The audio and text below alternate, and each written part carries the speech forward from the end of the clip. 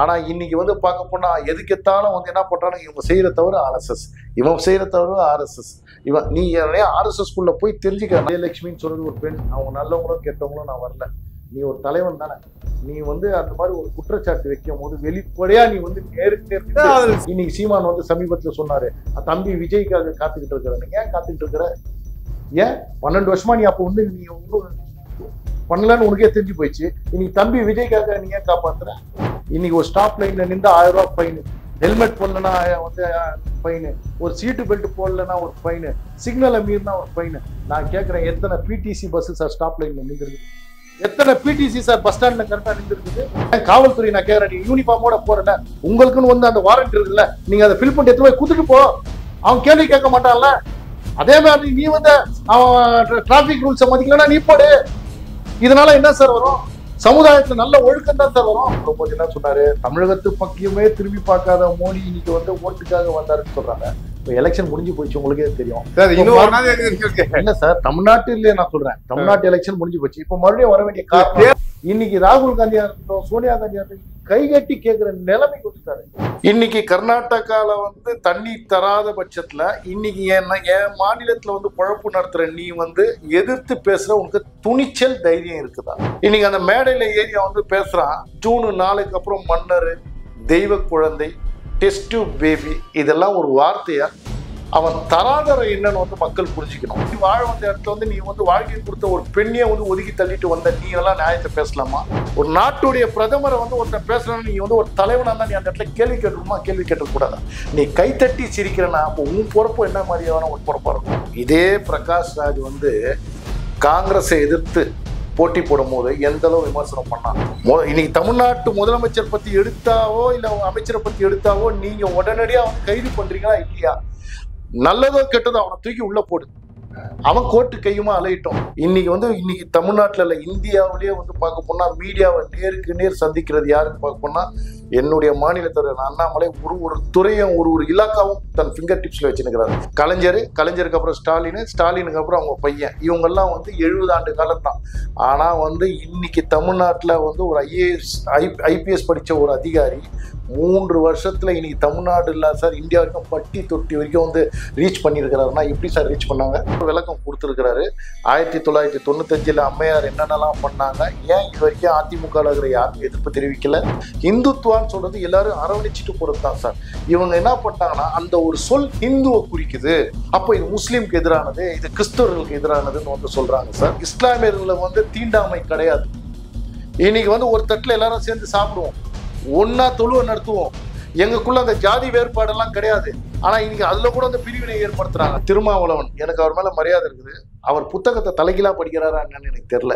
Lotus news நேயர்களுக்கு அன்பு வணக்கம். இன்று நம்மிடையே இணைந்திருப்பவர் முகமது அத்தாவுல்லா, பாஜக சிறுபான்மை அணி மாநில பொதுச் செயலாளர். அவரிடம் கேட்பதற்கு நிறைய இருக்கிறது, வாருங்கள் கேட்கலாம். வணக்கம் சார்.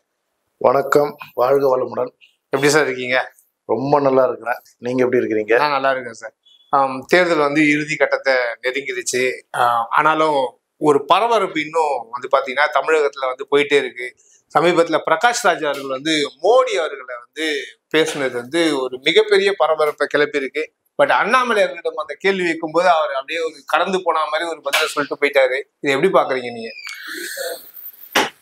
சார், பிரகாஷ் ராஜ் அவர் பேசுனது வந்து நான் அவர் ஆங்கிள்லயே பதில் சொல்லணும்னு விருப்பப்படுறேன். ஏன்னா இன்னைக்கு கர்நாடகால இருந்து வந்து இன்னைக்கு தமிழகத்துல வந்து பிழைப்பை தேடி வந்தவர் இன்னைக்கு வந்து வாழ வச்சது யாருன்னா வந்து இந்த தமிழ் மக்கள் தான்.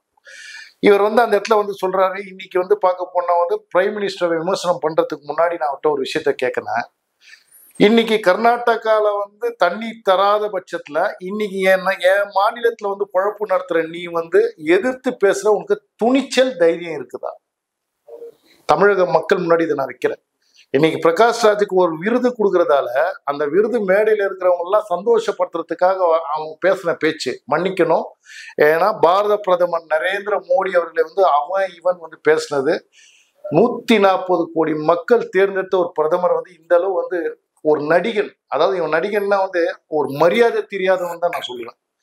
இன்னைக்கு அந்த மேடையில ஏறி அவன் வந்து பேசுறான், ஜூன் 4க்கு அப்புறம் மன்னர், தெய்வ குழந்தை, டெஸ்ட் டியூப் பேபி, இதெல்லாம் ஒரு வார்த்தையா?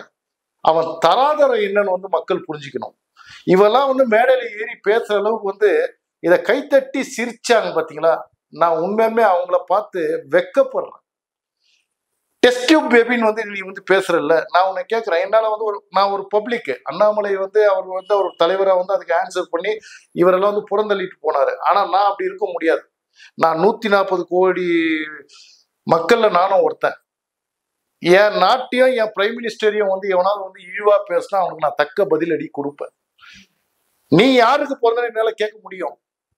அதை கைத்தட்டி சிரிச்சவங்களையும் என்னால சொல்ல முடியும். நீங்களாம் வந்து உண்மையுமே உங்க அம்மாவுக்கு தான் பிறந்தீங்களான்னு. ஏன்னா தவறா நினைச்சுக்கிறேன்னா கேட்க முடியும்.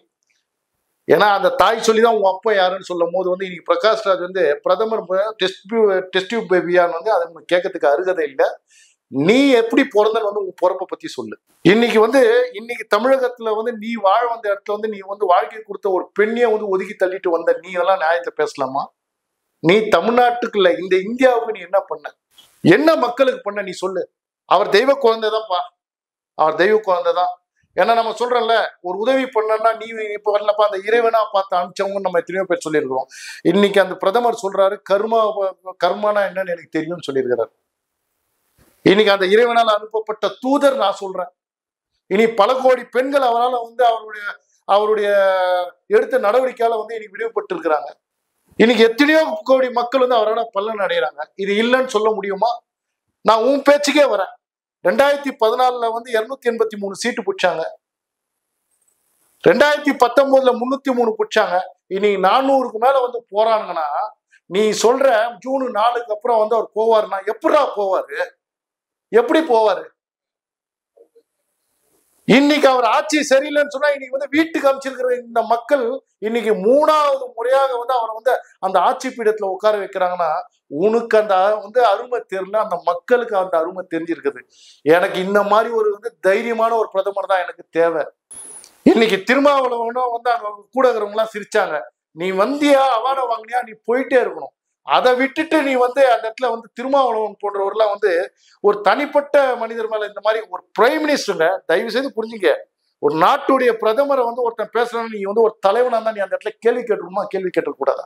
நீ கைத்தட்டி சிரிக்கிறனா அப்போ உன் பொறுப்பு என்ன மாதிரியான ஒரு பொறுப்பா இருக்கும்? நீங்களும் தனிப்பட்ட முறையில தான் விமர்சனம் பண்ணிட்டு இருக்கீங்க சார். மறுபடியும் சொல்றேன் கேட்டுங்க. ஒரு நாட்டின் பிரதமர் ஏதாவது ஒரு நாட்டை பத்தியோ அந்த நாட்டு பிரதமர் பத்தியோ நீங்க வந்து ஏதாவது நாட்டுல போய் நீங்க விமர்சனம் பண்ணுங்க சார். அவன் உங்களை வந்து ஆனா பாஜக எந்த விதமான சட்ட நடவடிக்கை எடுத்துன்றதானே இப்ப கேள்விகளா இருக்கு சார். இது ஒருத்தர் தனிப்பட்ட விமர்சனம் பண்றாங்க. இப்போ ஒரு முதலமைச்சரையோ இதோ பண்ணும்போது நீங்க என்ன சொல்றீங்க? சோசியல் மீடியால பேச கருத்து சொல்றவங்க எல்லாத்தையும் பிடிச்சு போடுறாங்கன்றீங்க. இப்போ தனிப்பட்ட விமர்சனம் பேசுறாருன்னா நீங்க தனிப்பட்ட விமர்சனமா வைக்காம நீங்க சட்ட ரீதியா விமர்சனம் நடவடிக்கை எடுக்கலாமே சார். ஒரே ஒரு விஷயம் வந்து சொன்னோம். இதே பிரகாஷ்ராஜ் வந்து காங்கிரஸை எதிர்த்து போட்டி போடும் போது எந்த அளவு விமர்சனம் பண்ணான். இன்னைக்கு அதே பிரகாஷ்ராஜ் மன்னிக்கணும், நான் அவன் இவன் பேசுறதுக்கு ஏன் ஒன்னா வந்து இவனை மாதிரி ஆளுங்கள்லாம் வந்து இந்த மாதிரி தான் பதில் சொல்லி ஆகணும்.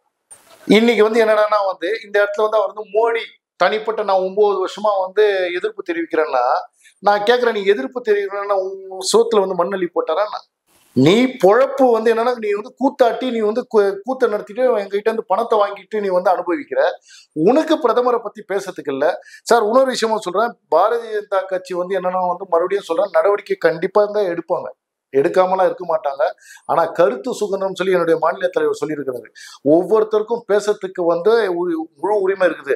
நாங்க ஏன்னா முன்னாடி கூட அது ஒரு இதுல வந்து அவர் பேசினாரு, நாங்க 2 மணிக்கோ 1 மணிக்கோ 3 மணிக்கோ எல்லாம் வந்து நாங்களாம் வந்து கைது பண்ண மாட்டோம். நாங்க ஒருத்தனை கூட இது வந்து என்னன்னா வந்து ஜனநாயக நாடு, ஒருத்தருக்கும் வந்து அந்த கருத்து சொல்றதுக்கு சுதந்திரம் இருக்குது. அதை நாங்க வந்து என்ன பண்றோம்னா வந்து நீ அதுக்கு என்ன பதிலடியோ நாங்க அதுக்கு பதிலடி கொடுக்குறோம் தவிர அதை பழிவாங்கும் நோக்கமா வந்து நாங்க பண்ண மாட்டோம். ஏன் இன்னைக்கு முதலமைச்சர் பாருங்க, அவரை முதலமைச்சரோ அவருடைய பட்டத்திலரசை பத்தி சொன்னாவே அடுத்த நிமிஷமே வந்து எத்தனை, நான் கேட்கிறேன் உங்களை மாதிரி எத்தனை யூடியூபர்ஸ் சார் கைது பண்ணியிருப்பாங்க? இன்னைக்கு எத்தனை பத்திரிகையாளர்கள் வந்து குரல் வேலையை நிறைய இது பண்றாங்க? இன்னைக்கு நான் கேட்கிறேன், தயவு செய்து பாக்குறவங்களாம் சிந்திங்க. இன்னைக்கு தமிழ்நாட்டு முதலமைச்சர் பத்தி எடுத்தாவோ இல்ல அமைச்சரை பத்தி எடுத்தாவோ நீங்க உடனடியா வந்து கைது பண்றீங்களா இல்லையா? நல்லதோ கெட்டதோ அவனை தூக்கி உள்ள போடு, அவன் கோர்ட்டு கையுமா அலையிட்டோம், அவனை திசை திருப்ப தானே இன்னைக்கு இது பண்றாங்க. இன்னைக்கு அதால தானே எல்லாம் தமிழ்நாடே வந்து இன்னைக்கு இப்போ பயத்துல இருக்கிறாங்க, எதிர்த்து பேசினா உள்ள தூக்கி வச்சிருவாங்கன்னு சொல்லி. ஆனா அதையும் மீறி வந்து வந்து உங்களை மாதிரி சில நல்ல மீடியாக்கள் வந்து நான் அந்த அந்த விஷயத்த வெளியே கொண்டு வரும்போது வந்து உண்மையிலுமே நான் வந்து ஹேட்ஸ் ஆஃப், நான் பாராட்டு தெரிவிக்கிறேன். இதை நான் ஏன் சொல்ல வரேன்னா, மறுபடியும் சொல்றேன், ஒரு ஒரு துறையிலையும் வந்து ஒருத்தர் நேர்மையானவங்க இருக்கிறாங்க. நான் அவங்களுக்கு எதிராக பேசல. ஏன்னா இந்த 10 காசுக்கும் ஒரு எலும்பு துண்டுக்காக வந்து தூக்கி போறவங்களுக்கு வந்து நீங்க கொடை பிடிக்காதீங்க. இன்னைக்கு மக்கள் மத்தியில கொண்டு போறதே மீடியா தான். அந்த மீடியாவுக்கு நான் தலைவணங்க. நல்ல நீ வந்து இன்னைக்கு வந்து மாநில தலைவர் அண்ணாமலையை வந்து நான் 1 மணி நேரம் 1.5 மணி நேரம் நீ கேள்வி கேட்கிற, என்னன்னோ கேட்கிற. நான் அதே மீடியாவை கேட்கிறேன். இதே ஆளுங்கட்சியை சேர்ந்த முதலமைச்சரோ இல்ல உதயநிதி ஸ்டாலின்கிட்டயோ இல்ல அவங்க அமைச்சர்கள் கிட்ட வந்து இந்த மாதிரி 1.5 மணி நேரம் உங்களால கேட்கறதுக்கு தைரியம் இருக்குதா? நீ இட்லி சாப்பிட்டியா, வடை சாப்பிட்டியா, உன் உடம்பு எப்படி இருக்குது, எப்படி மெயின்டைன் பண்ற, இதுவா நீ கேட்ப? பல கேள்விகளும் மீடியாக்கள் கேட்டு தானே சார் இருக்காங்க. அவங்க வந்து இப்ப அண்ணாமலை அவர்கள் விருப்பப்பட்டாதான் பதில் சொல்ல போறாரு. அதே போல ஸ்டாலின் அவர்கள் விருப்பப்பட்டு பதில் சொல்றாரு. பதில் சொல்றது சொல்லாது அவங்க இஷ்டம் தானே சார். சார் 4 கேள்வி எழுதி கொடுத்துறீங்க. அவங்க கூட இருக்கிறவங்களே வந்து என்ன சொல்றாங்க, இந்த கேள்விதான் கேட்போம், இதை கேட்கக்கூடாது, கேட்டா அடுத்த செகண்ட் நீயும் உள்ள போயிடுவோம்னு சொல்லிட்டு தான் கூப்பிட்டு வராங்க. ஆனா என்னுடைய மாநில தலைவர்கிட்ட எந்த துறை எடுத்தாலும் அந்த துறைக்கு விளக்கம் கொடுக்குறாரா, கொடுக்கலையா சார்? தயவு செய்து மீடியாவை சொல்றேன். இன்னைக்கு தமிழ்நாட்டுல இல்ல இந்தியாவிலேயே வந்து பார்க்க போனா மீடியாவை நேருக்கு நேர் சந்திக்கிறது யாருன்னு பார்க்க போனா என்னுடைய மாநில தலைவர் அண்ணாமலை. ஒரு துறையும் ஒரு இலாக்காவும் தன் ஃபிங்கர் டிப்ஸ்ல வச்சுருக்கிறாரு. யாராவது ஒருத்தரை வந்து அவர்கிட்ட காட்டுங்க. ஆனா அவரை வந்து எப்படி நீங்க கார்னர் பண்ணலாம்? ஆனா அதுக்கெல்லாம் அவர் கவலைப்படல. அவர் வந்து 1 to 1 அவர் மக்களோட கனெக்ட்ல இருக்கிறார். நேரடியா மக்கள் புரிஞ்சுக்கிட்டாங்க. இன்னைக்கு அண்ணாமலை, நான் ஒரே விஷயம் வந்து கேட்கிறேன், பட்டத்து இளவரசர் எத்தனை வருஷமா சார் இருக்கிறாரு? இன்னைக்கு முதலமைச்சர் ஸ்டாலின் எப்போ சார் ஹைலைட்டா தெரிஞ்சாரு? கலைஞருக்கு அப்புறம் ஸ்டாலினுக்கு அப்புறம் அவங்க பையன், இவங்கெல்லாம் வந்து 70 ஆண்டு காலம் தான்.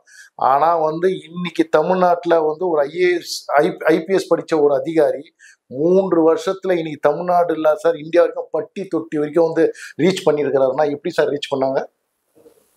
அவருடைய ஒவ்வொரு உண்மையான கருத்தும் உங்களுடைய ஆதரவுல வந்து இன்னைக்கு வந்து மக்கள் மத்தியில அவர் ரீச் ஆயிட்டார். அவர் வந்து எந்த விஷயத்துக்கும் வந்து பயப்படல சார். அவருடைய மீண்டும் சர்ச்சையா பேசுறான்றது தானே. இப்ப ஜெயலலிதா அவர்களை பத்தி பேசுறது கூட இப்ப மிகப்பெரிய சர்ச்சையா அதிமுக தரப்புல இருந்து பேசிட்டு இருக்காங்க.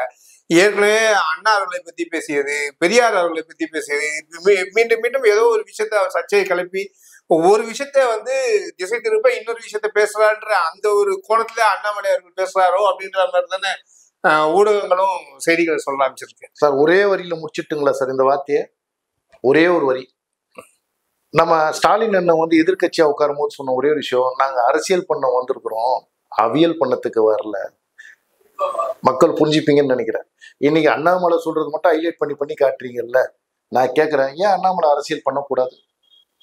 அவர் பொய்யா அரசியல் பண்ணல. ஏன்னா அதுக்குன்னு வந்து ஒரு தர்மம் இருக்குது, ஒரு நாகரிகம் இருக்குது, அது வழியே தான் அவர் பண்றாரு. ஆனா அவர் வந்து இப்போ நேத்து கூட ஒரு விளக்கம் கொடுத்துருக்கிறாரு. 1995 அம்மையார் என்னென்னலாம் பண்ணாங்க, ஏன் இது வரைக்கும் அதிமுக இருக்கிற யாருமே எதிர்ப்பு தெரிவிக்கல? அந்த வேர்டு எதுக்கு வந்தது? ஹிந்துத்துவா அப்படின்னு சொல்றாங்க. நான் உங்களை கேட்கிறேன் சார், ஹிந்துவும் இந்துத்துவாக்கு என்ன சார் வித்தியாசம் சார்? எனக்கு நீங்க பதில் சொல்லுங்க. ரெண்டும் ஒண்ணுதான் சார், தர்மம். நீங்க சொல்றீங்க இல்லையா, இந்துவும் ஒன்று ஹிந்துத்துவாவும் ஒன்று. ஹிந்துத்துவாவா இருந்தாலும் சரி, இந்துவா இருந்தாலும் சரி சார். அதாவது இங்க உள்ள அரசியல்வாதிங்க, தமிழ்நாட்டு அரசியல்வாதிங்க என்ன பண்ணிட்டாங்கன்னா, ஹிந்துத்துவான்னு சொல்றது எல்லாரும் அரவணைச்சிட்டு போறது தான் சார். இவங்க என்ன பண்ணிட்டாங்கன்னா, அந்த ஒரு சொல் ஹிந்துவை குறிக்குது, அப்போ இது முஸ்லீமுக்கு எதிரானது, இது கிறிஸ்தவர்களுக்கு எதிரானதுன்னு வந்து சொல்றாங்க சார். ஆனா உண்மையாலுமே சொல்றதா, இது ஒரு ராஷ்டிரம், இது ஒரு ஹிந்து ராஷ்டிரம். இன்னைக்கு ஒரு உதாரணத்துக்கு ஒரு விஷயத்த சொல்றேன். ஈரான் அடிக்கிறான், முஸ்லீம் கண்ட்ரி அடிக்கிறானா இல்லையா? இன்னைக்கு வந்து கிறிஸ்துவ நாடு அடிக்கிறானா இல்லையா? அப்ப நான் கேட்கிறேன், அந்த இடத்துல மதம் வரலையே, ஜாதி வரலையே, நாடு தானே வந்திருக்குது.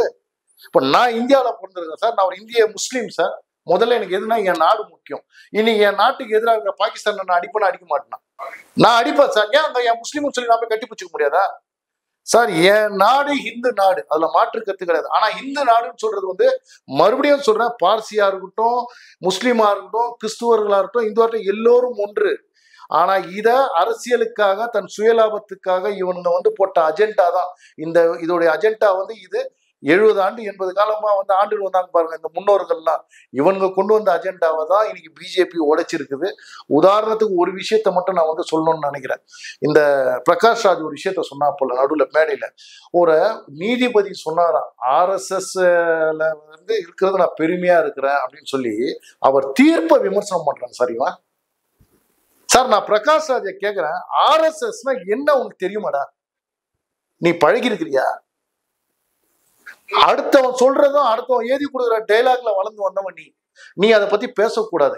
அவனை மட்டும் இல்ல, நான் இந்த ஆர்எஸ்எஸ் சித்தாந்தத்தை பத்தி பேச எல்லோரையும் ஒரு விஷயத்த கேட்கிறேன். பார்க்காம நீ எதையும் சொல்லாத. இன்னைக்கு ஒரு விஷயத்த சொல்லிட்டுங்களா, இஸ்லாமியர்கள் தீண்டாமை கிடையாது. இன்னைக்கு ஒரு தட்டுல எல்லாரும் சேர்ந்து சாப்பிடுவோம், ஒன்னா தொழுவ நடத்துவோம். எங்களுக்குள்ள அந்த ஜாதி வேறுபாடெல்லாம் கிடையாது.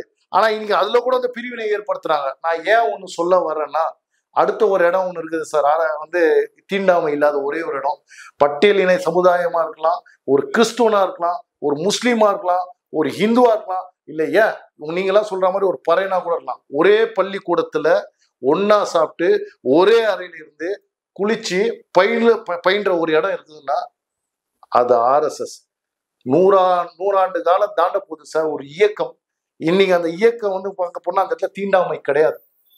இன்னைக்கு சமைக்கிறவங்கல இருந்து பாடம் சொல்லி கொடுக்கறதுல இருந்து ஒவ்வொரு சுயம் சேவகம் இருக்கிறான் சார். நீங்க அந்த இடத்துல போனீங்கன்னா, நான் பெருமையா சொல்றேன், ஏன்னா எங்களுடைய இதுல கிடையாது. நான் அடுத்த பார்த்த ஒரே ஒரு இடம் எங்கன்னா தீண்டாமையில இல்லாத ஒரே ஒரு இடம்னா அது ஆர்எஸ்எஸ்ல தான். அத ஆர்எஸ்எஸ் பத்தி தெரிஞ்சுக்கணும்னா நீ அந்த ஆர்எஸ்எஸ்ல போ, பழகு, அதுக்கப்புறம் நீ வெளியில நீ பேசு, நான் ஏத்துக்கிறேன். ஆனா திருமாவளவர்கள் போறதெல்லாம் பௌத்தம் தான் பெருசு, அதுலதான் ஏற்றத்தாழ்வுகள் கிடையாது, ஒரு பௌத்த ராஷ்டிரம் தான் இருக்கணும் அப்படின்னு சொல்லி அதுதான் நாட்டுக்கு நல்லதுன்ற மாதிரி பேசிருக்காரு சமீபத்துல சார். அண்ணன் திருமாவளவன், எனக்கு அவர் மேல மரியாதை இருக்குது. அவர் புத்தகத்தை தலைகீழா படிக்கிறாரா என்னன்னு எனக்கு தெரியல. நீங்க வேணா பாருங்க, அண்ணன் ஒண்ணு சனாதனத்தை பத்தி எடுப்பாரு, இல்லைன்னா அவருக்கு இருக்கிற கூட்டணி இருக்கிற தலைவருக்கு ஆதரவா இருப்பாரு. என்ன கேட்டேன்னா ஆர்எஸ்எஸ் பொறுத்த வரைக்கும் சரி, அண்ணனையும் சொல்றேன், நாடுதான் முக்கியம். இன்னைக்கு நாடு அடிமைப்பட்டுதுன்னு நீங்க எல்லாம் சொல்றீங்களா, நாடு அடிமைப்படலை சார். இன்னைக்கு 10,000 ஆண்டு இன்னைக்கு நாடு நம்மளுடைய ராஷ்டிரம் போராடி போராடி போராடி போராடி இன்னைக்கு கடைசியா என்னன்னா, இன்னைக்கு நம்ம எந்த சுதந்திரத்துக்காக போராடணுமோ இன்னைக்கு அவனுங்க கிட்டயும் போராடுற நிலைமை நம்ம கொண்டு வந்துட்டாங்க சார். இன்னைக்கு இந்த எங்களை பொறுத்த வரைக்கும் நாடுதான் சார் முக்கியம். எங்களுக்கு ஜாதி மதம் எதுவுமே கிடையாது. ஆனா இன்னைக்கு பார்க்க போனா எதுக்கெத்தாலும் என்ன பண்றாங்க, இவங்க செய்யற தவிர ஆர்எஸ்எஸ், இவன் செய்யற தவிர ஆர்எஸ்எஸ். நீ ஆர்எஸ்எஸ் குள்ள போய் தெரிஞ்சுக்க. நான் இது ஆர்எஸ்எஸ்க்கு சப்போர்ட் பண்ணல, நான் பயணம் பண்ணதால இந்த இடத்துல சொல்றேன். நானும் கிட்டத்தட்ட 7 வருஷமா இருக்கிறேன். ஆனா எந்த இடத்துலயாவது அவங்க விளம்பரம் பண்ணிருக்கிறாங்களா? இல்ல இந்த கையில உதவி பண்ணது இந்த கைது தெரியுதா? இன்னைக்கு வர்தா புயல் ஆகட்டும், இன்னைக்கு எந்த ஒரு இதுவா, இன்னைக்கு பேரழிப்பு இதுவாகட்டும், முதல் இதுவா அவங்க இறங்குறாங்க சார். எத்தனை சேவா பாரதி உருவாக்கி இருக்கிறாங்க, அதன் மூலமா எத்தனை பேரை இன்னைக்கு பயனடைகிறாங்க சார். அவங்க நீங்க நல்லா இருக்கிற குடும்பத்துக்கு அவங்க பண்ணல சார். யாரால அதாவது அவனுடைய இதுல இருந்து எழுந்து வர முடியாத அவனுக்கு சேவை செய்யறாங்க. என்னால ஒரு வீடு போயிடுச்சு, என்னால வீடு கட்டி என்னால பண்ண முடியும்னா அந்த இடத்துல அவங்க உதவி தேவையில்லை. ஆனா வீடே கட்ட முடியாம சோத்துக்கே வழி இல்லாதவங்களுக்கு தான் சார் இன்னைக்கு அந்த மாதிரி ஒரு நல்ல காரியம்லாம் பண்ணிட்டு இன்னும் கூட விளம்பரம் கிடையாது சார். ஆர்எஸ்எஸ்க்குன்னு டிவி கிடையாது சார். ஏன் கொண்டு வர முடியாதா சார்? ஒரு பேப்பர்ல நீங்க பார்த்துருக்கிறீங்களா? முதல்ல ஒரு ஆர்எஸ்எஸ் உடைய சுயம் சேவகிட்ட நீங்க பேசி இருக்கிறீங்களா? குரலை கூட உசத்தி பேச மாட்டாங்க சார். ஆனா அதே நேரத்துல பதில் சொல்ல வேண்டிய இடத்துல பதில் சொல்லுவாங்க சார். சார் நான் உண்மையிலுமே இது எல்லாரும் எல்லா மக்களுக்கும் சொல்றேன், ஒருத்தரை விமர்சனம் பண்றதுக்கு முன்னாடி நீங்க தெரிஞ்சுட்டு விமர்சனம் பண்ணுங்க. ஆனா திருப்பி மோடி அவர்கள் 3வது முறையாக வந்துட்டாரு அப்படின்னா அரசியல் சாசனமே மாத்திடுவாங்க, ஒரு சர்வாதிகார ஆட்சி தான் நடக்கும் அப்படின்ற ரீதியில பிரச்சாரம் பண்றதை எப்படி பாக்குறீங்க? காங்கிரஸ்ல இருந்து இங்க இருக்க எதிர்கட்சிகள் எல்லாமே அதே முன்னெடுப்பதா வைக்கிறத நீங்க எப்படி பாக்குறீங்க சார்? தமிழ்நாட்டு முஸ்லிம்களுக்கும் இதை பத்தி விழிப்புணர்வு நல்லா வந்துச்சு சார். நான் மறுபடியும் சொல்றேன், அவங்க சொல்ற ஒரே ஒரு விஷயம், இங்க உள்ள சில திராவிட மாயில தான் அவங்க சிக்கின்னு இருக்கிறாங்க தவிர, நான் மறுபடியும் மக்களை கேட்கிறேன், 3வது முறையா ஒரு பிரைம் மினிஸ்டர் வராருன்னா நீங்க ஏத்துக்கிட்டதான அர்த்தம். எல்லா மதமும் சேர்ந்துதானே அந்த இடத்துல இது பண்ணிருக்கிறாங்க. இன்னைக்கு மோடி வந்தா இன்னைக்கு கான்ஸ்டிடியூஷன் போயிடும், இன்னைக்கு எல்லாம் இந்தியா இது மாதிரி என்ன சொன்னாங்க, முஸ்லீம்கள் எல்லாம் வெளியேற்றிடுவாங்க, நாட்டு விட்டு சொல்லுவாங்க, நடந்துதா? இன்னைக்கு பிரைம் மினிஸ்டர் முஸ்லீம்களுக்கு சலுகை ஏதாவது தனியா கொடுத்துருக்கிறாரா, இல்ல கிறிஸ்துவர்களுக்கு தனியா சலுகை கொடுத்துருக்கிறா? இங்க இருக்கிற மானங்கட்ட திராவிட மாடல் சொல்றானுங்களே, இன்னைக்கு இவனுக்கு தனி சலுகை கொடுக்க வேண்டிய அவசியம் என்ன? நானே கேட்கிறேன் சார். என் சகோதரனுக்கு என்ன நீ கொடுக்குறியோ அதை எனக்கும் கொடு. நீ அவனுக்கு வயிறு வழிய சோறு போட்டு என்ன நீ பட்னியா வச்சுனா பின்ன நான் கேள்வி கேட்க மாட்டேனா? நீ உன் சுயலாபத்துக்குலாம் பண்ற. ஆனா என் பிரதமர் அந்த மாதிரி பண்ணல, என் தமிழ்நாட்டு முதலமைச்சர் அப்படி பண்றாரு. என் தமிழ்நாட்டு முதலமைச்சர் நான் சொல்ல வரல. ஏன்னா அவர் வந்து அவங்க அப்பா பண்ணாரு, அவங்க அப்பாவுக்கு அது முன்னாடி பண்ணாரு. இன்னைக்கு வந்து ஸ்பிளிட் அப் பண்ணி வச்சிருக்காங்க. இன்னைக்கு உன்னே ஒன்று சொல்றேன் சார், இன்னைக்கு மக்கள் நல்லா புரிஞ்சு வச்சுக்கினாங்க சார். நான் இப்ப கேட்கறேன், ஜூன் 4க்கு இன்னைக்கு 400 மேல வந்து பிஜேபி பிடிக்கிறாங்க சார். 3வது முறையா வராங்க. நான் கேட்கறேன் கனவு காண்றாரு சார், இப்ப நான் உனக்கு கேட்கறேன், சொல்றேன் 400 இடம் சான்ஸே கிடையாது. இந்த வாட்டி மோடி அவர்கள் ஆட்சிக்கு வரப்போறது இல்லைன்னு இந்தியா கூட்டணியில எல்லாருமே சொல்றாங்க. இப்ப நான் ஒரே ஒரு விஷயம் கேட்கறேன் சார், இப்போ வந்து ஜூன் 4க்கு அப்புறம் மோடி வந்துட்டாருன்னா அத்தனை பேரும் கட்சியை முடிச்சுட்டு போயிடுவாங்களா? எவனாவது ஆம்பளை இருந்தா சவால் சீமானவர்கள்கிட்ட சவாலுக்கு அண்ணாமலை சவால் தான் விட வேண்டாம், நாங்க வந்து நிறைய கண்டிப்பா ஜெயிக்க தான் போறோம், பட் ஆனா அரசியல் இருக்கணும்ன்றாரு, நீங்க வந்து கட்சியை கலைக்கணும்ன்றீங்க சார். ஒன்னே ஒன்று சொல்றேன், சீமான் வந்து அறிவாளி, வாயை வைத்து புழப்பு நடத்துறவரு. இன்னைக்கு நீ வந்து நீ கேக்குறல்ல, நான் ஒரே விஷயம் கேட்கறேன். இன்னைக்கு 60 அவருடைய தனிப்பட்ட விஷயத்தை அண்ணாமலை எடுக்கலாமா? விஜயலட்சுமி அவர்கள் இல்ல சார், ஒன்னே ஒன்று சொல்றேன், இன்னைக்கு தமிழகத்துல 70 ஆண்டு காலமா பண்றல சீமானவர்கள் கொள்கை ரீதியா ஒரு கேள்வி கேட்கிறாரு, அதுக்கு பதில் சொல்லாம விஜயலட்சுமி அவர்கள் பிரச்சனை நடக்கும் போதுதான் அவர் அண்ணாமலை சித்திருக்கிறாரு அப்படின்னு சொல்லி அண்ணாமலை பதில் சொல்றது சரியான்னு நாங்க கேட்கிறோம். இங்க உள்ள தமிழக மக்கள் ஒவ்வொருத்தருக்கும் தெரியும் சீமான் வந்தது எப்படி, அவர் எந்த மாதிரிலாம் அணுகுமுறை பண்ணாரு. ஏன்னா வந்து சார், விஜயலட்சுமின்னு சொல்றது ஒரு பெண், அவங்க நல்லவங்களும் கெட்டவங்களும் நான் வரல. நீ ஒரு தலைவன் தானே, நீ வந்து அந்த மாதிரி ஒரு குற்றச்சாட்டு வைக்கும் போது வெளிப்படையா நீ வந்து நேருக்கு நேர் சந்திக்கிறாருல. ஒரே ஒரு விஷயம் கேக்குறேன், நீ வந்து நீ கேக்குறல ஒண்டி நில்லுன்னு சொல்லி, நீ ஆண் மகனா தான் நீ என்ன பண்ணீங்கன்னா அவங்க சொல்லும் போது அவங்க வீட்டாண்ட போய் நின்றுட்டு உன்னை நான் வந்து என்ன எந்த விதத்துல பண்ணு உனக்கு கேட்கறதுக்கு தைரியம், நீ ஆண் மகன் தானே? ஏன் விஜயலட்சுமி மாதிரி நீ கேட்டுக்கு உனக்கு தகுதியும் தைரியம் இல்லையா? என்ன மீடியான்னு நீ ஒரு சவுட்டால் விட்டு போயிடுவ, அது ஒரு 10 நாளைக்கு பரபரப்பா பேசும், அப்புறம் நீ அடங்கிடுவ, நீ உன் ஆளை வச்சு பின் கது வழியா போயிட்டு அவன் காலில் விழ வைப்ப. நீ இப்ப நீ கேட்கறத நான் ஒத்துக்கிறேன். இன்னைக்கு நீ வந்து நீ சொல்ற ஒண்டி உன் பலத்தை காட்டி என் பலத்தை காட்டுன்னு சொல்ற, நீ ஒரு பெண்ணு பேசும்போது நீ வந்து என்ன பண்ணோம், அந்த நேரத்துல வந்து நேருக்கு நின்றுட்டு நீ சொல்ற தெரியுமா அந்த மேடை, ஏமா இங்க நான் பேசுறேன், எடுத்து ஆதாரத்தை போடு, என் மேல கலகம்னா நீ வந்து எடுத்து சொல்லுன்னு சொல்ல நான் எடுத்துன்னு சொல்றேன் சார். ஒரு விஷயம் சொல்றேன், இன்னைக்கு தமிழக அரசாங்கம் மீடியா தான் சார் ஒரு விஷயத்த சொன்னா. ஏன்னா என்ன துணிச்சா தமிழக அரசாங்கம் எங்க சார் மீடியாவா இருக்கு? ஏற்கனவே சார் ஒரு விஷயம், அதாவது பல வழக்குகளை சந்திச்சு சார் எல்லாமே வந்து இப்படி பேசிட்டு இப்படி போயிடுறாங்க சார். இதுல வந்து காசு வீங்கி பேப்பர் வாங்குறாங்க, இதை வச்சு மக்கள் பாருங்க, டிஆர்பி ஏறுது, இதை வச்சு வருமானம் தான் ஈட்டுறாங்க தவிர. ஆனா அரசியல்வாதி அரசியல் நல்லா தான் சார் பண்றான். சீமான் போன்றவர்கள்லாம் வந்து அவருக்கு நாலேஜுக்கு வந்து அவருக்கு புரிஞ்சாங்கன்னா அவர் கூட இருக்கிற அவருடைய தொண்டர்களுக்கெல்லாம் வந்து அவர் நல்ல விஷயத்த போதிக்கலாம் சார். அவர் பண்ணல. அவர் இப்போ நான் ஒரே விஷயம் சொல்றேன், இன்னைக்கு சீமான் வந்து சமீபத்துல சொன்னாரு, தம்பி விஜய்க்காக காத்துக்கிட்டு இருக்கிற, ஏன் காத்துக்கிட்டு இருக்கிற? ஏன் 12 வருஷமா நீ அப்போ வந்து நீ பண்ணலன்னு உனக்கே தெரிஞ்சு போயிடுச்சு. இன்னைக்கு தம்பி விஜய்க்காக நீ ஏன் காப்பாத்துற? உன் நிலை என்ன தனியா தானே? இன்னைக்கு இருக்கிறவங்கலாம் நீ வந்து என்ன பண்ற, நான் விவசாயத்தை அப்படி பண்ணிடுவேன் இப்படி கிழிச்சிருவேன்னு சொல்லிட்டு, ஏன்னா சீமான் வயல கிரவுண்ட் ஒர்க் இறங்கி ஒர்க் பண்ண தானே தெரிய வரும். நீ வந்து கண்ணை மூடிக்கிட்டு வந்து காலையில ஒரு ஸ்டேட்மெண்ட் கொடுக்குற, நைட்டு ஒரு ஸ்டேட்மெண்ட் கொடுக்குற. இது நம்ம போனா அப்புறம் தனிப்பட்ட இதுல நம்ம தலையிடாத மாதிரி ஆயிடும். தயவு செய்து வந்து என்னன்னா உங்களுடைய தொண்டர்களுக்கு நல்லது போதிக்கீங்க.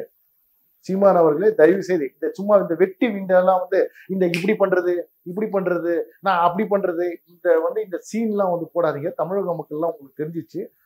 ஜூன் 4க்கு அப்புறம் சீமானுக்கும் வந்து நல்ல ஒரு பதில் காத்துக்கிட்டு இருக்கு. இணையத்துல இன்னும் ஒரு பரபரப்பா போயிட்டு இருக்குது இந்த கண்டக்டர் இஷ்யூவும் போலீஸ்காரருடைய இஷ்யூவும்.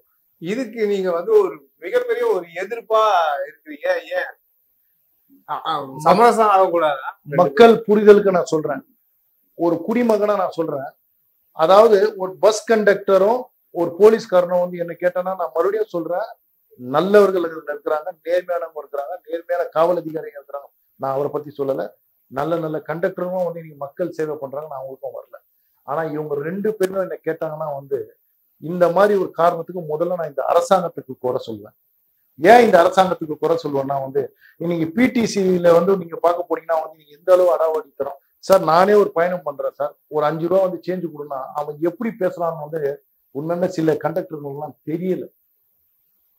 இன்னைக்கு நான் கேட்கிறேன், இன்னைக்கு அரசாங்கம் வந்து ஒரு சட்டத்தை கொண்டு வராங்கன்னா யார் சார் முதல்ல அந்த சட்டத்தை ஃபாலோ பண்ணும்? காவல்துறை ஃபாலோ பண்ணும். நான் கேட்கிறேன், உதாரணத்துக்கு ஒரு விஷயத்த சொல்றேன். இன்னைக்கு காவல்துறை வந்து ஒரு பேட்ரோலை வச்சுன்னு போவாங்க சார். நீங்க வேணா பாருங்க, அந்த இடத்துல போனீங்கன்னா அவன் வந்து ஒரு கையேந்தி போகணும், அவன் கண்ட்ரோல்ல ஒரு 100 கடை வந்தா 100 கடையில இருந்து வந்து என்னன்னா ஓசியில பணம் வாங்குவான், ஒரு 10 ரூபா ஒரு 100 ரூபா வந்து வாங்குவான். இதெல்லாம் சார் ஒரு நிமிஷம் இருங்க, நான் முடிச்சிடுறேன். இன்னைக்கு வந்து இன்னைக்கு ஒரு ஆதாரம் சார் ஒரு விஷயத்த சொல்றேன் சார். அதாவது தெருவோர வியாபாரிகள் வந்து நீங்க கேட்டா தெரியும் சார். ஒரு மாசத்துக்கு 1-2 கேஸ் போட்டுறாங்க. டெய்லி இப்ப வந்து 10 ரூபா 20 ரூபா வாங்குறாங்க. இல்லன்னா ஒன்னா படம் எடுத்து கூட நான் போடுறேன். எனக்கு அதை பத்தி வந்து பிரச்சனை கிடையாது. இதை நான் கண்ணால பல்லாவரம் ஸ்டேஷன்ல என் மொபைல் காணாம போன நேரத்துல நான் அதை கண்ணால பார்த்தேன். போதுங்களா? அதே நேரத்துல நான் உனக்கு கேட்கிறேன், இன்னைக்கு ஒரு ஸ்டாப் லைன்ல நின்று 1000 ரூபாய் ஃபைனு, ஹெல்மெட் போடலன்னா வந்து ஃபைனு, ஒரு சீட்டு பெல்ட் போடலன்னா ஒரு ஃபைனு, சிக்னலை மீறினா ஒரு ஃபைனு. நான் கேட்கிறேன், எத்தனை பிடிசி பஸ் சார் ஸ்டாப் லைன்ல நின்றுருக்குது? எத்தனை பிடிசி சார் பஸ் ஸ்டாண்ட்ல கரெக்டா நின்றுருக்குது?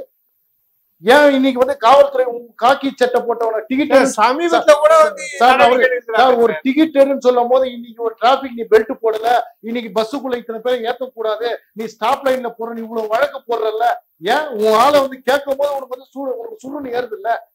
அப்ப எத்தனை பப்ளிக் நான் என்ன கேட்டேன்னா சார், முதல்ல இதெல்லாம் ஸ்டாப் பண்ணும். முதல்ல அரசாங்கத்தை சார்ந்தவங்களும் அரசு வாகனத்தை ஒட்டின்னு ஓட்டுறாங்க பாத்தீங்களா, அவங்க சிக்னலை மதிக்கணும், அவங்க கோர்ட் லைன்ல நிக்கணும். முதல்ல அவங்க ஃபாலோ பண்ணிட்டா சார் நீங்க மக்கள் மேல வந்து நீங்க வந்து இந்த மாதிரி ஃபைனை வந்து அமல்படுத்தணும். இன்னைக்கு 2 பேரும் சமாதானம் வந்தோட டீ சாப்பிட்ட மாதிரி நீங்க வந்து போட்டு பிரபலப்படுத்துறீங்கன்னா இது யாரை சார் நீங்க கண்கட்டுறீங்க சார்? அப்ப நீ பண்றதை நான் அட்ஜஸ்ட்மெண்ட் பண்ணிக்கோ, நான் பண்றது நீ அட்ஜஸ்ட்மெண்ட் பண்ணிக்கோ. இது அரசாங்கமே ஊக்குவிக்கிற மாதிரி தானே இருக்குது. நான் மக்களை பார்த்து கேட்கிறேன், ஏன் அவன் வந்து போலீஸ்காரன் போடட்டும், அப்பதான் வந்து கண்ட்ரோலா இருக்க முடியும். உன் கடமையை நீ செய், என் கடமையை நான் செய்யறேன். அப்பதான் லஞ்சத்தை ஒழிக்க முடியும். அப்பதான் என்ன பார்த்து என் பிள்ளைகள் வந்து ஒழுக்கத்தை கடைபிடிக்கும். அந்த மாதிரி பண்ணாதான் சார் பண்ண முடியும். கவர்மெண்ட் ஆளுக்கு தகுந்த மாதிரி, இன்னைக்கு ஆட்சிக்கு தகுந்த மாதிரி தானே பண்றீங்க நீங்களா? இன்னைக்கு மேல இருக்கிறவங்க அவனுக்கு ஒரு சட்டம், கீழே இருக்கிறவங்க இங்க ஒரு சட்டம். இது யார் சார் உருவாக்குறது? அரசாங்கம் வலிமையா இல்லாத ஒரு காரணத்தாலதான் சார் இன்னைக்கு இந்த மாதிரி ஒரு அவல நிலை. தயவு செய்து புரிஞ்சுக்குங்க. நீங்க ஆதரவு வந்து நீங்க வந்து மறுபடியும் சொல்றேன், மீடியாவை பொறுத்த வரைக்கும் உங்களை பொறுத்த வரைக்கும் ஒரு நியூஸ் சார். என்ன கேட்டனா இந்த 2 பேரும் பண்ணது வந்து நியூசன்ஸ் சார். இந்த 2 பேர் மேலே நீங்க நடவடிக்கை எடுக்கணும் சார். என்ன கேட்டா, ஏன் காவல்துறை நான் கேட்கறேன், நீங்க யூனிஃபார்மோட போறல, உங்களுக்குன்னு வந்து அந்த வாரண்ட் இருக்குல்ல, நீங்க அதை ஃபில் பண்ணி எடுத்து போய் குத்துட்டு போ, அவன் கேள்வி கேட்க மாட்டான்ல. அதே மாதிரி நீ வந்து அவன் டிராபிக் ரூல்ஸை மதிக்கலன்னா நீ போடு. இதனால என்ன சார் வரும்? சமுதாயத்துல நல்ல ஒழுக்கம் தான் சார் வரும். இதை பார்த்து வந்து மத்தவங்க ஃபாலோ பண்ணுவான்ல. நான் நடவடிக்கை நான் அரசாங்கம் கொண்டு வந்தது அரசாங்க ஊழியர்கள் தான் முதல்ல பண்றாங்க. எத்தனை போலீஸ்காரன் சார் ஹெல்மெட் போட்டு போறான்? கண்ணுக்கு தெரிஞ்சு வந்து நான் கேட்கிறேன், நீங்க என் முன்னாடி ஒருத்தர் சொல்றேன் நான் கவுன்சிலர் சொல்லி அவனும் விடுறேன். மக்களால் தேர்ந்தெடுக்கப்பட்ட இந்த ஆட்சி சார், தயவு செய்து மக்களுக்கு சேவை பண்ணுங்க. இந்த மாதிரி வந்து சும்மா இந்த சீப்பா வந்து போட்டு இது பேப்பர்ல நியூஸ்ல போட்டு இது ஒரு 5 நாளா வந்து இது பண்ணாதீங்க. இதுல ஏன்னா இன்னைக்கு வந்து போனா படிக்கட்டு இல்லாத பஸ் பயணம் பண்றாங்க, அந்த ஓட்ட வழியா உயிரிழந்தவங்கலாம் வந்து இதெல்லாம் நம்ம எடுத்து போடலையா? நீங்க சொல்லுங்க சார். இது வந்து மக்களுக்கு எவ்வளவு கேடுன்னு சொல்லி நம்ம பப்ளிக் பைட்ஸ் எல்லாம் கூட எடுத்துருக்கோம். மறுபடியும் சொல்றேன், நான் உங்களை எல்லாரையும் வந்து குறை சொல்லல. உங்களை மாதிரி நேர்மையான மீடியாக்கள் இருக்கிறதுலாம் வந்து இந்த உண்மையிலேயே வெளியில வருது. தயவு செய்து தீர்த்து போட்டுறாதீங்க. நான் எல்லாரையும் குறை சொல்ல. 10 பேர்ல வந்து 7 பேர் வந்து இந்த நாடு முன்னோக்கி போன சொல்லி இழுக்கிறான். ஆனா பின்னாடி அந்த 3 பேர் என்ன பண்றான், அதுக்கு எதிராக வரதுக்கு நம்ம நாட்டை வந்து பின்னோக்கி கொண்டு போறோம். மீண்டும் மோடி அவர்கள் பிளஸ் அமித்ஷா அவர்களுடைய பயணம் தமிழ்நாட்டுல தேர்தலுக்கு முன்னாடி அடிக்கடி வந்தாலும் ஒரு மிகப்பெரிய விமர்சனம் நடந்தது. போய் தேர்தலுக்கு பிறகு இப்ப வந்து முடிவதற்கு முன்னாடி வராது, அதுவும் ஒரு மிகப்பெரிய விமர்சனமா இருக்கு. அவர் வந்து வரக்கூடாது, இது வந்து தேர்தல் விதிகளுக்கு புறமானது அப்படின்னு சொல்லி செல்வப்பிரதேக அவர்கள் வந்து சொல்லியிருக்காரு, காங்கிரஸ் தலைவர். இதை பத்தி உங்களுடைய பார்வை? இதுவும் மக்கள்கிட்ட சொல்றேன். இத்தனை நாள் வந்தாரு சொல்லும் போது என்ன சொன்னாரு, தமிழகத்து பக்கியமே திரும்பி பார்க்காத மோடி இன்னைக்கு வந்து ஓட்டுக்காக வந்தாருன்னு சொல்றாங்க. இப்ப எலெக்ஷன் முடிஞ்சு போச்சு, உங்களுக்கே தெரியும். இல்ல சார், தமிழ்நாட்டு இல்லையே நான் சொல்றேன், தமிழ்நாட்டு எலெக்ஷன் முடிஞ்சு போச்சு. இப்ப மறுபடியும் வர வேண்டிய தேர்தல் சார் இப்ப ஒன்னும் யூஸ்லாம் இல்ல.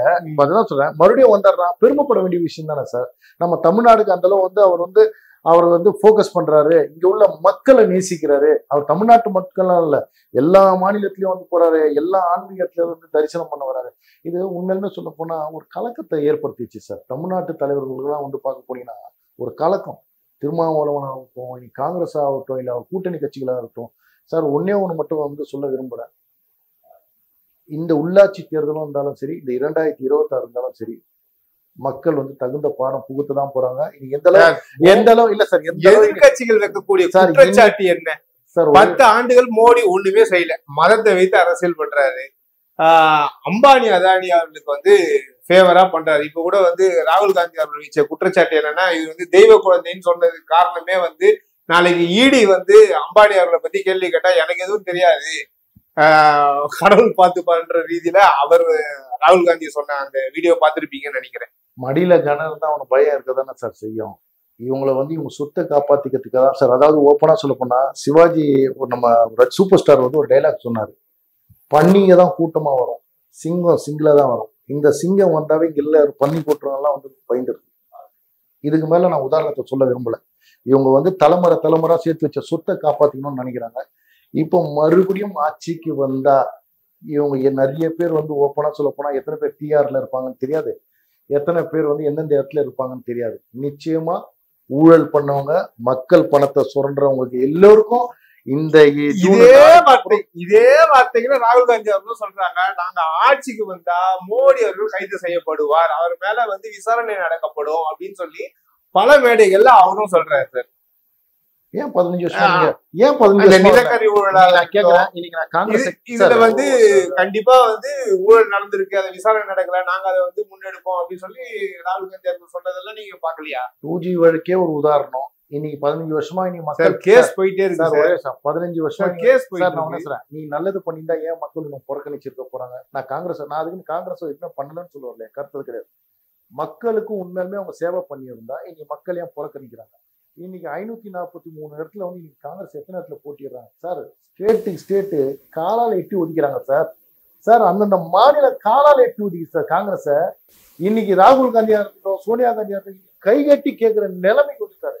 இன்னைக்கு நீ வந்து ஒரு ஒரு ஒரு திடமான நீ ஒரு பிரைம் மினிஸ்டர் இருந்தேன்னு ரெண்டு பேரும் பிரச்சாரம் பண்றது பாக்கலன்னு நினைக்கிறேன்.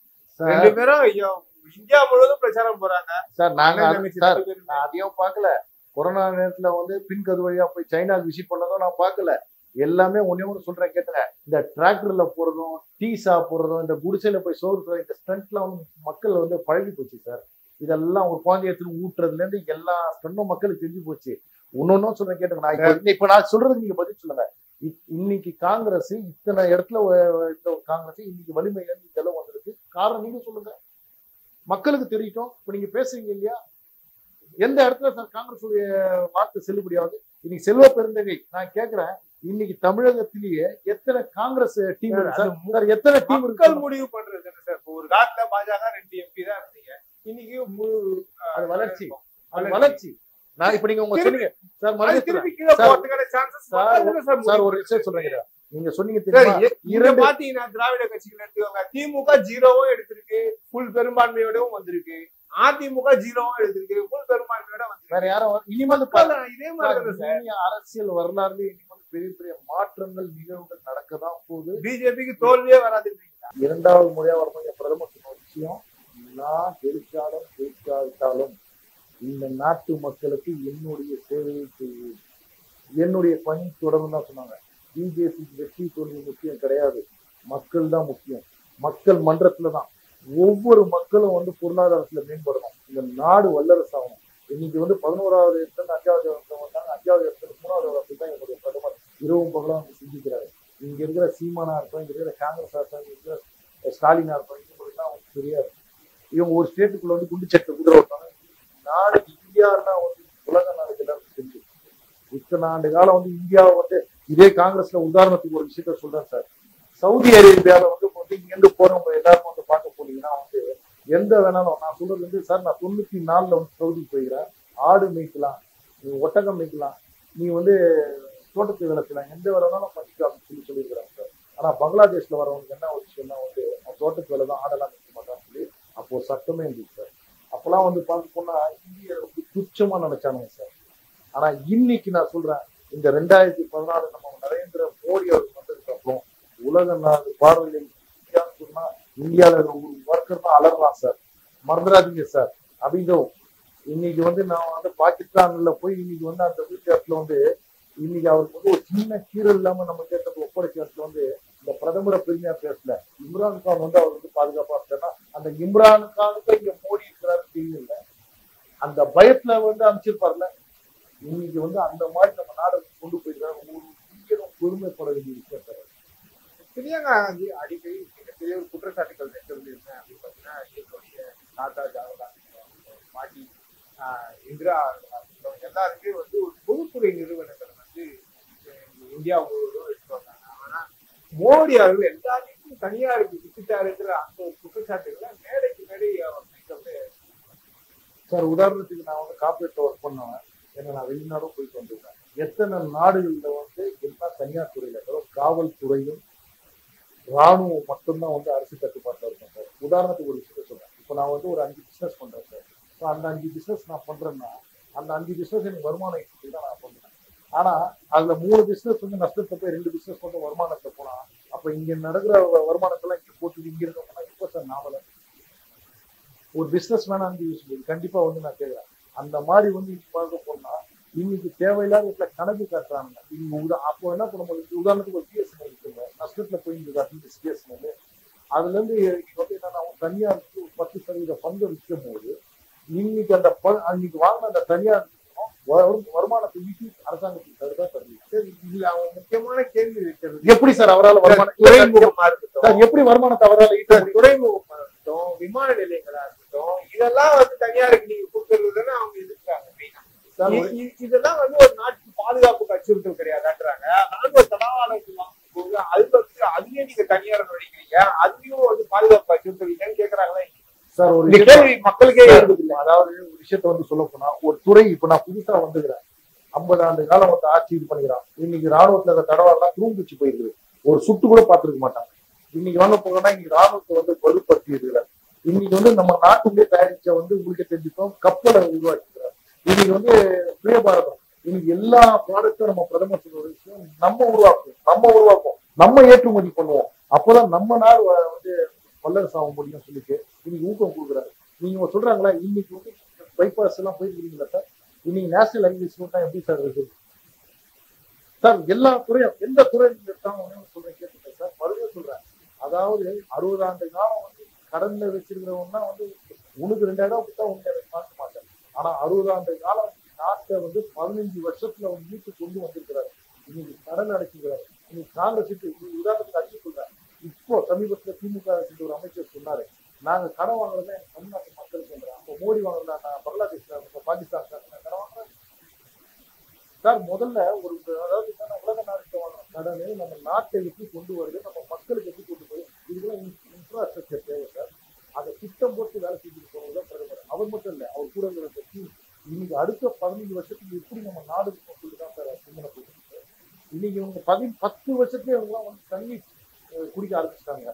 இன்னும் மோடி அடுத்த 10 வருஷம் தான் நாங்களாம் இல்லாம போயிடுவோம். இன்னமும் சொல்றது இன்னும் அடுத்த மக்கள் வந்து அடுத்த இந்த 15 வருஷம் அதுக்கு அடுத்த வருஷம் கூட வந்து மக்கள் வந்து பெரிய கேள்வி இருப்பாங்க. ஏன் ஒண்ணுன்னா இன்னைக்கு பொருளாதார மக்கள் கண்டிப்பா சிந்திச்சு பார்த்துப்பாங்க. உங்க வீட்டுல ஒரு வருஷம் சொல்றல, இன்னைக்கு யாராவது ஒருத்தர் உங்க வீட்டுல சோத்துக்கே பிரச்சனை சொல்லுவாங்க. இன்னைக்கு நான் வந்து கேட்கிறேன் சார், இத்தனை வருஷமா என் வீட்டுல உங்க வீட்டுல இருக்கீங்க சார், நீங்க சைக்கிள்ல வந்து பைக் வந்து அதுல இருந்து கார்ல போயிட்டேன், உங்க வருமானம் அப்படியே தான் இருக்குதா? இன்னைக்கு பிரைம் மினிஸ்டர் வந்ததால உங்க வருமானம் மாற்றி போயிட்டா? உங்க குடும்பத்துல யாருமே எந்த